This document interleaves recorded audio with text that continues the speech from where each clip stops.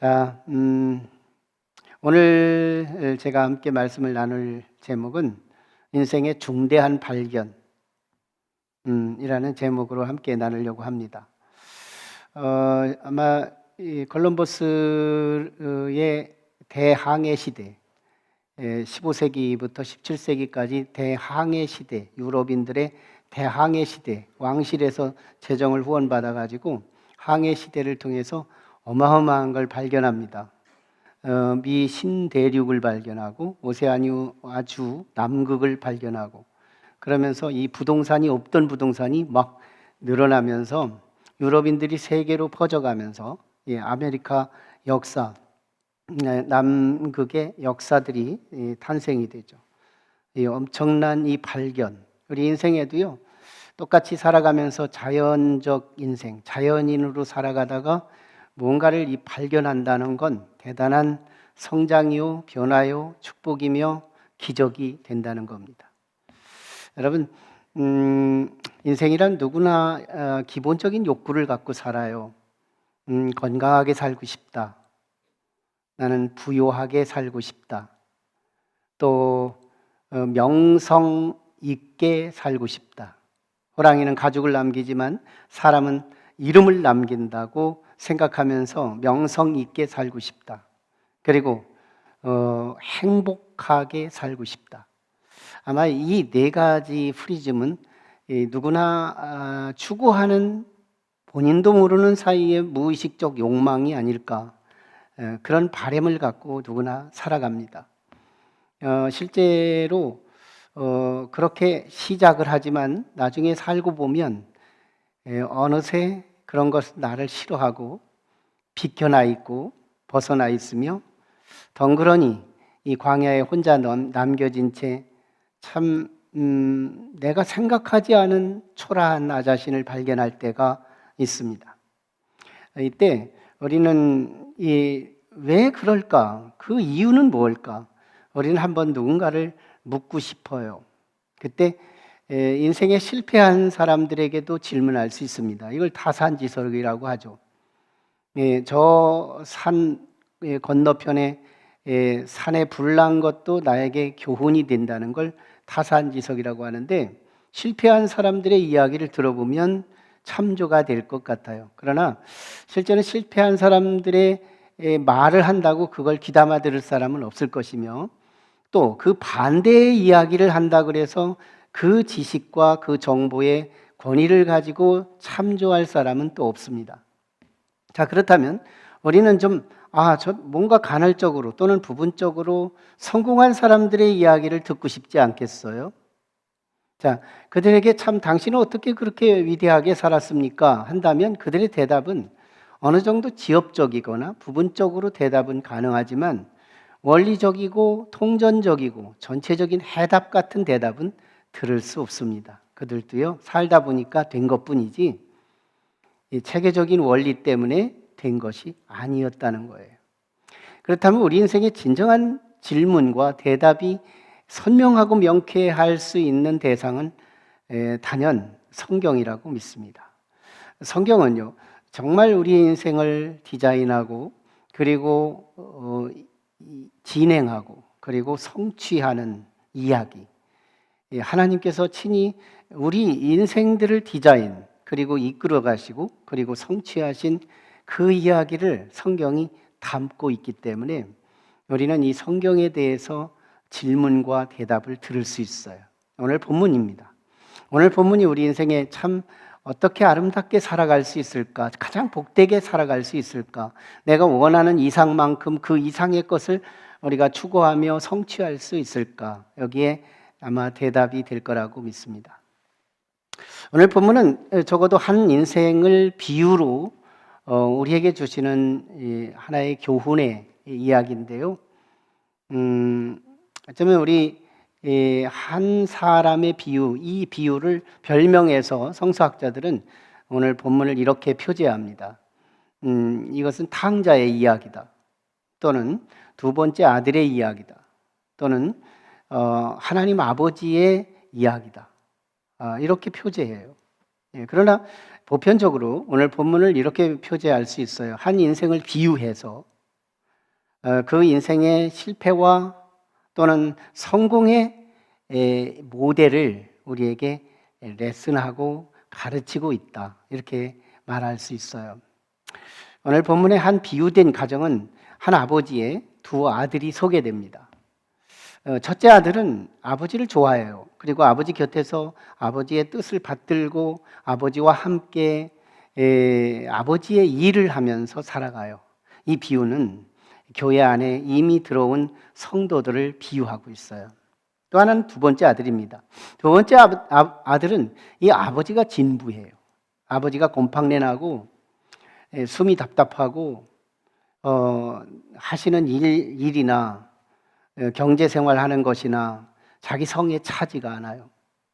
아버지의 잔소리는 숨이 막힐 것 같고, 그래서 이 아들은 아버지에게 어차피 나한테 분깃을 줄 게 있다면 그거 좀 내게 먼저 주셔서 하루라도 빨리 내 야망을 갖고 내 세상에 가서 내가 경제생활을 하고 아버지처럼 이 구버전이 아닌 신버전으로 세상에 나가서 명성을 펼치며 돌아오겠습니다 하고 아버지에게 요구하자 아버지는 아마 만류했을 겁니다. 그런데 아버지, 자식 이기는 부모가 없다고 이 둘째 아들의 이 떼그정이에 아버지는 어쩔 수 없이 분깃을 주고야만 합니다. 자, 이 아들이 세상으로 나가요. 나가서 돈을 가지고 나갔을 때 참 처음에 첫 끝발은 좋았어요.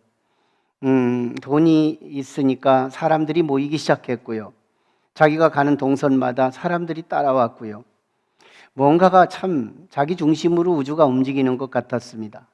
자, 그런데 그것도 얼마 가지 않아서 이제 그 모든 재산들은 허랑방탕 잃어버리게 되고 세상 사람들은 돈이 있을 때는 따라왔지만 돈이 사라진 그 뒤에는 이 둘째 아들에게 아랑곳하지 않았고 왔던 사람도 배신하며 돌아갑니다.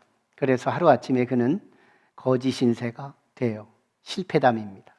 여기서 둘째 아들이 주어지는 첫 번째 교훈은 우리 인생은 내가 멋지게 살고 싶지만 내가 건강하게 그리고 부유하게 명성 있게 행복하게 살고 싶은 욕구는 우리에게 자유하지만 그러나 성취는 내 마음대로 안 된다는 교훈입니다. 내 마음대로 안 돼요. 아마 누구든지 모든 인생은 다 아름답게 계획하고 멋지게 한번 살아보고자 계획하지만 뜻대로 안 되는 거예요. 자, 그런데요, 이 두 번째 아들은요, 결론은 해피 엔딩입니다. 이 대목이 실제는 아마 성경에 기록하는 결정적인 요인이었지 않았을까. 해피엔딩이 아니었다면 실패의 이야기를 성경에 담을 이유는 없었을 거라는 거예요. 해피엔딩. 여기서 이 성경에 우리가 주목해야 할 대상은 이 해피엔딩. 왜 이 사람이 결론은 잘 됐을까?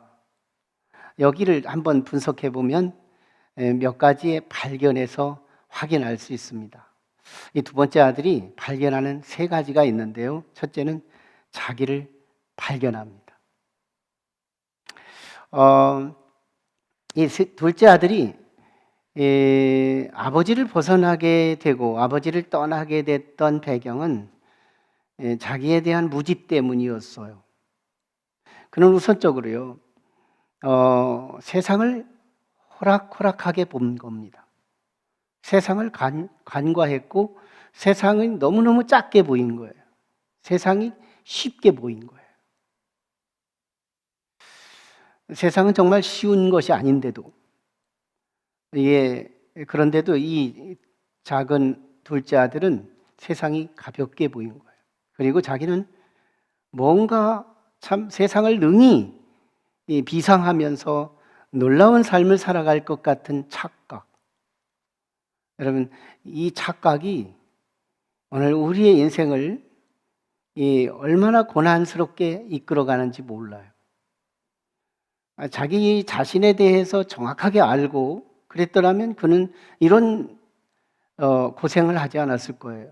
그런데 이 둘째 아들이 그렇게 거지 고생, 돼지하고 밥을 나눠 먹어야 하는 이 엄청난 이 생고생을 할 수 있었던 것의 가장 이 단초 같은 시작은 자기에 대한 무지 때문이었어요. 착각입니다. 네, 이 성경에서도 이 착각 때문에 고난이 남달리 고난을 당했던 사람이 있어요. 그게 모세입니다. 모세는 바로의 궁궐에서 자라요. 히브리 사람이었지만, 근데 그가 바로의 궁궐에서 왕자로 크고 최고 학부를 공부하고 그 엄청난 권세를 가지고 40세가 됩니다. 인생이 40세는 황금기예요. 우리 높은 뜻 교회가 단동교회로 개척했을 때 제가 40살에 개척했어요. 황금기예요. 예, 모세가 이 황금기 때 대실수를 합니다. 굉장히 착각해요. 자기는 썸씽이다. 나는 뭔가 어떤 존재일 거야. 뭐라고 한정할 수 있는 개념은 아니지만 나는 너희들하고 다른 어떤 존재. 착각. 그래서 그는요, 자기 정체성, 자기는 히브리 사람이니까 어느 날 히브리 사람과 애굽 사람이 싸워요. 그래서 히브리 사람 하나를 구원하려고 가서 개입하다가 사람을 죽입니다. 본의 아니게. 그리고 그걸 만회시키려고 모래에다가 매장시켜요. 그 다음날 또 히브리 사람과 같이 싸워요. 그럼 너희들끼리 왜 싸우냐? 형제인데. 그러자 네가 어제는 애굽 사람 죽이고 나 또 죽일래? 그러자 탈로가 나요. 그래서 본의 아니게 모세는 이 바로의 궁궐을 떠나야 됩니다. 미디안 광야로 가서 양치기, 양의 똥이나 치우면서 살아가는 세월 40년 동안의 생고생을 해요. 이 착각. 서울 가려고 열심히 갔는데 북대전 IC까지 갔는데 뭘 놓고 왔어요. 있는 줄 알았는데. 이 착각. 다시 돌아와야만 합니다. 내게 이 착각이 주어지는 내 삶의 그 잉여 고생들이 얼마나 많은지 몰라요. 그런데요, 참 놀랍게도 이 둘째 아들의 자기를 발견하는 시점이 언제냐? 아주 너무너무 극한 고난 속에서 발견합니다. 돼지와 밥을 나눌 때 발견해요. 나는 아무것도 아니구나. 난 정말 대단한 존재인 줄 알았더니 나는 정말 생물학적인 존재로 보면 나는 아무것도 아니구나. 이 발견에서 우리는 은혜로 시작되는 거예요. 기독교는 나는 아무것도 아니라는 존재를 먼저 발견하는 거예요. 실제로 알고 보면 우리가 죽고 나서 화장터에 한번 갔다 오면 정말 nothing이구나. 우리 인생은 정말 nothing이구나. 그렇게 구가하고 위대한 인생을 우리는 업적을 남기면서 살아간 것 같지만 화장터 앞에 가보면 이건 우리 인생 nothing이구나. 이게 우리 실존이에요. 나에 대한 이 nothing, 나는 아무것도 아니구나. 여기서부터 이게 정직함이 있죠. 거품이 없어요. 인생이 사실이에요. 팩트예요. 정말 나는 사실은 아무것도 아닌 거예요. 여기서 하나님의 구원이 시작되는 거예요. 이 정직함과 솔직함에서 기독교는 출발합니다. 우리를 나는 대단한 존재야, 어떤 거야 이러면서 우리를 거품 속에서 복음을 우리에게 첨부하는 것이 아니고 나의 진정한 실존, 나는 아무것도 아니로구나. 이게 언제 깨닫느냐? 고난의 때 알게 합니다. 하나님께서 그때그때마다 고난을 펑펑 던져주시는 이유는 나를 찾기 위함이에요. 정말 내가 잘 살았는데 왜 이렇게 고난이 오는 거예요? 내가 그럭저럭 멋지게 산다고 살았는데 왜 그렇게 고난이 오는 거예요? 원치 않는 고난들, 원하지 않는 손님들이 왜 이렇게 오는 거예요? 이거요, 하나님이 주시는 긴 시간으로 보면 선물이에요. 너를 찾아라, 너를. 잃어버린 너를 찾아라. 소크라테스는 그렇게 말합니다. 다 나는 뭐든지 안다. 자연학문을 알고 인문학을 알고 있고 모든 학문을 다 알고 있다고 하는 소피스트들을 향해서 네 꼬라지를 알아라. 네 자신을 정말 알아라. 우리 인생의 진정한 실존, 나는 정말 아무것도 아니다. 내가 이 세상에 없다고, 이 세상이 운영되지 않는 것도 아니며 나의 어떤 이펙트로 보나 어떤 존재감으로 보나 나는 사실은 아무것도 아닙니다. 이 둘째 아들이 발견한 두 번째는 아버지에 대한 발견이었어요. 그가 부유했을 때는 아버지를 몰랐습니다. 그런데 가장 힘들고 어려웠을 때 그는 아버지만 필요했습니다. 이 둘째 아들이 아버지를 떠났을 때 자신의 한계를 발견하는 채널은 세 가지 차원이었어요. 첫째는 지적 차원입니다. 나는 정말 지적으로 얼마나 무지한지를 알게 해요. 인간은 누구나 지식의 풍부함을 갖고 있습니다. 사람은 정말 어느 만큼의 방대한 지식을 갖고 살아가는 걸까?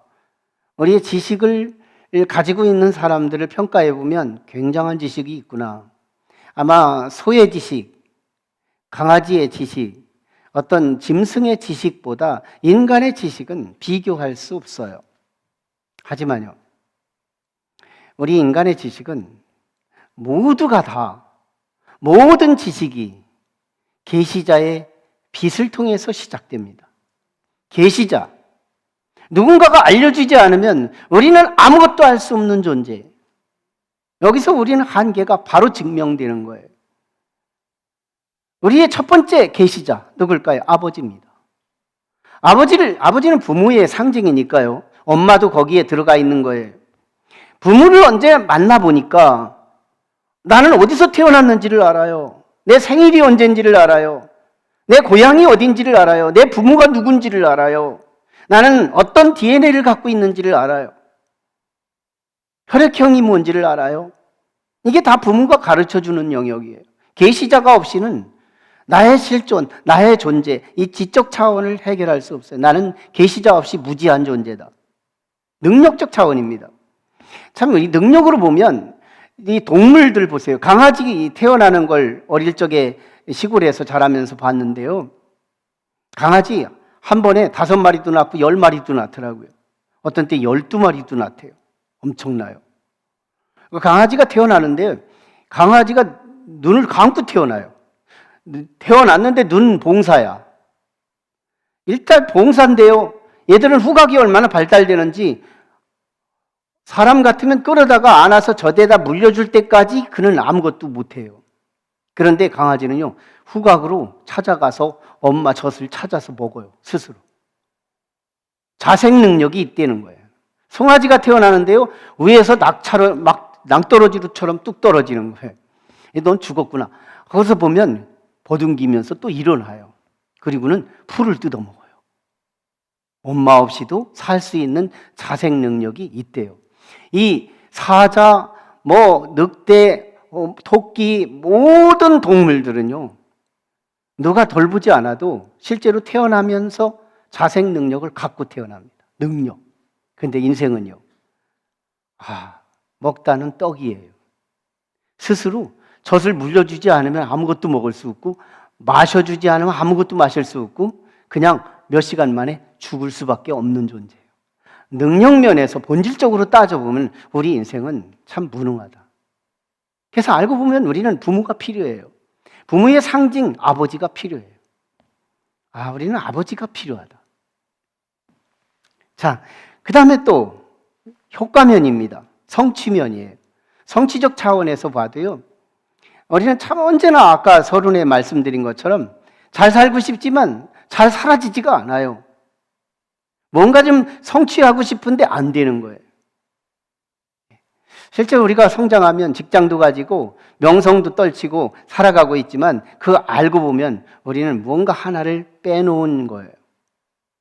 그렇게 내가 직장 생활하고 박사가 되고 위대한 사회적 지명도 있는 인생이 됐다고 할지라도 그 배후에는 언제나 후원자 아버지의 후원이 전제됩니다. 아마 당신의 인생 속에서 아버지의 후원을 뺀다면 지금의 당신은 있을 수 없습니다. 우리 인생은 성과적인 면이나 어떤 지적인 면이나 능력적인 면이나 우리는요, 아버지가 필요해요. 의존적 존재예요. 세 번째는요, 하나님에 대한 발견이었어요. 이 비유의 가장 궁극적 해법은 하나님입니다. 하나님을 아버지라고 해요. 하나님 아버지. 이 하나님 아버지에게로 돌아오는 둘째 아들의 장면인데요.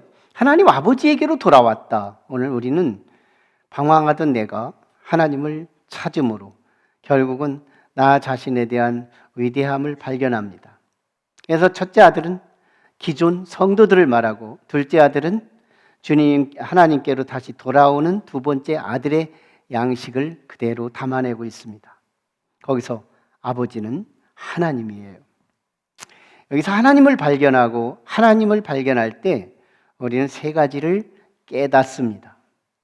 첫째, 정말 하나님 아버지를 발견해 보면 하나님은 나를 나보다 더 잘 아십니다. 아버지가 아들에 대한 모든 출생과 고향과 그 모든 기원을 알고 있는 것처럼 하나님 아버지는 나를 나보다 더 잘 아세요. 우리는 내가 알고 있다고 생각하지만 나에 대해서 너무 무지해요. 그런데 하나님은 내가 누군지 알아요. 너는 내가 꼭 필요한 존재예요. 이게 의존적 인간이라고 그럽니다. 의존적 인간. 사람은 그럭저럭 내가 힘이 아직 남아있을 때는 하나님이 없어도 되는 것 같을 뿐이지만, 너무 어렸을 때 우리는 부모를 의지해야 하는 것처럼 조금만 더 늙으면 나를 떠나기 시작하는 것들이 보이기 시작합니다.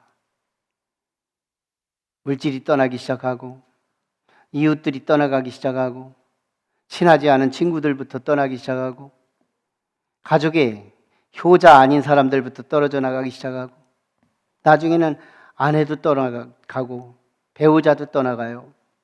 그리고 더 나중에는 자기 몸뚱이도 떠나갑니다.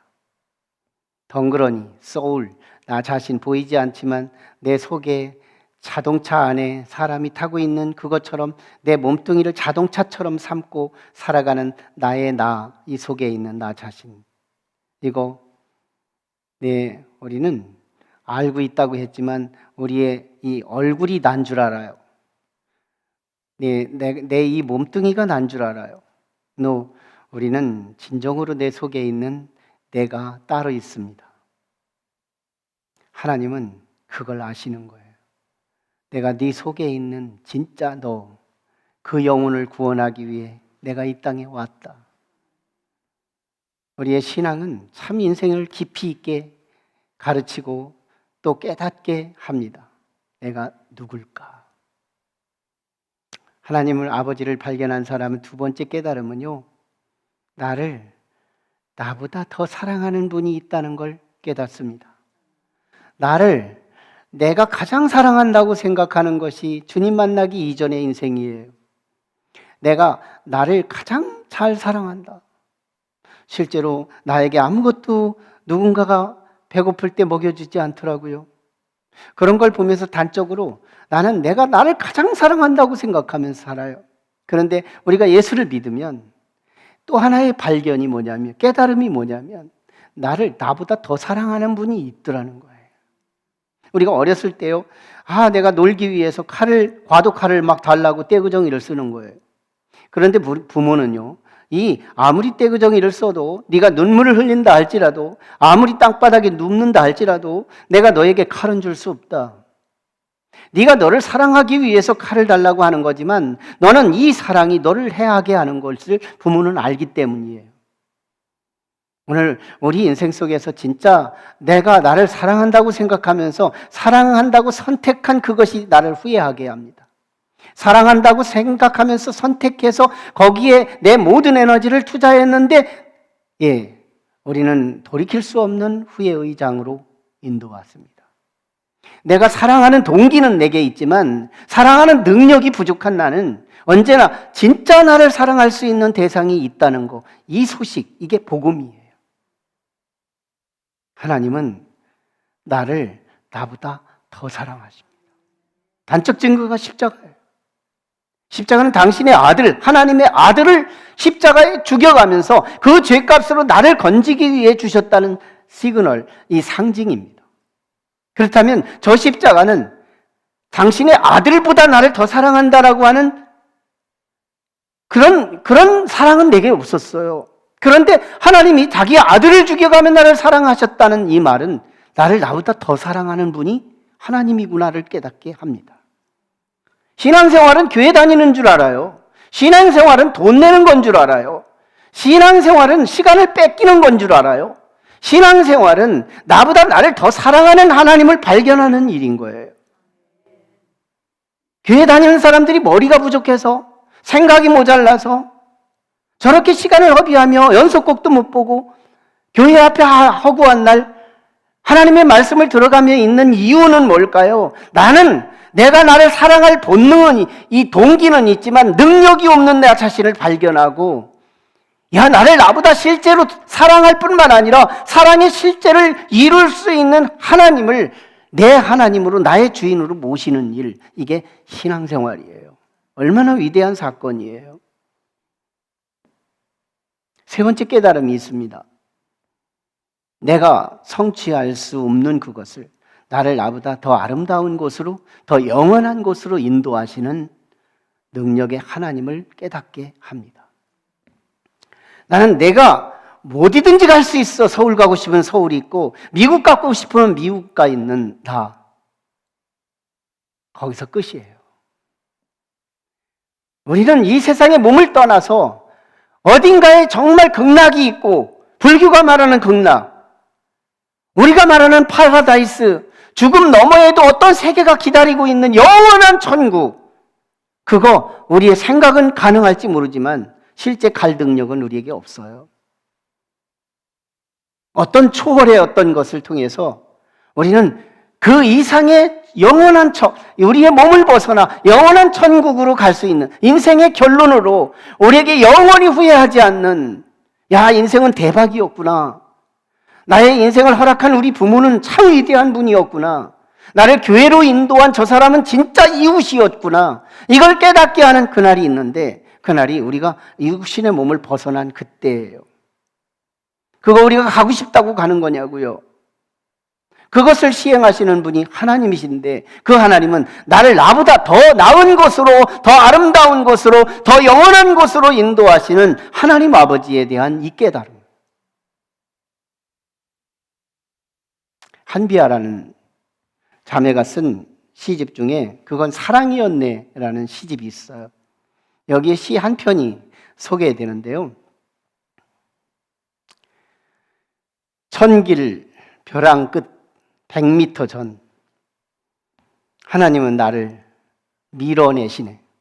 벼랑 끝으로 밀어낸대요. 왜 그러시나? 나를 긴장시키려고 하시나? 10m 전, 하나님은 그럼에도 불구하고 나를 더 밀어내시네. 밀다 마시겠지. 나를 훈련시키는 것일지도 몰라. 1m 전, 벼랑 끝을 향해서 하나님은 여전히 나를 밀어내십니다. 여기까지일 거야.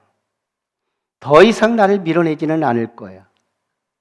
내가 어떻게 여기까지 살아온 것을 하나님은 아시기 때문이지. 벼랑 끝에서 가까스로 붙들고 서 있는 나를 향해서 하나님은 여전히 나를 그 천길 벼랑 끝으로 밀어 버리셨다. 그때 나는 내 양 어깨에 날개가 있는 것을 알게 되었다. 하나님은요, 우리 인생의 성도와 비성도 할 것 없이 누구나 벼랑 끝을 준비하십니다. 거기서 자기를 깨닫기 위해서요, 나를 찾기 위해서요, 나를 발견하기 위해서요. 그런데 벼랑 끝도 준비하지만 내 양 어깨의 날개도 함께 준비하십니다. 이게 성도예요.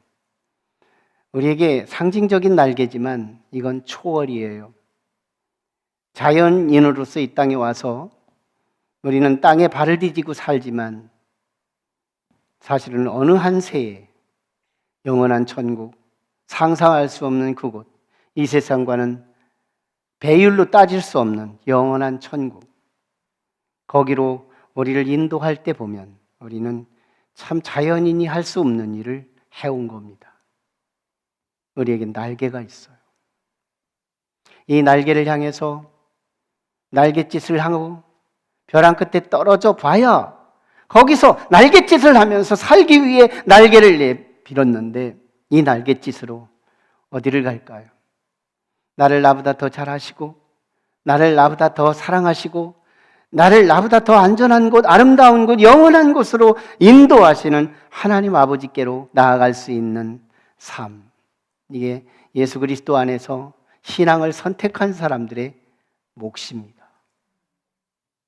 사랑하는 우리 모든 성도와 오늘 이 자리에 처음 오신 우리 모든 형제 자매에게 오늘 이 귀한 은총의 자리로 여러분을 초대합니다.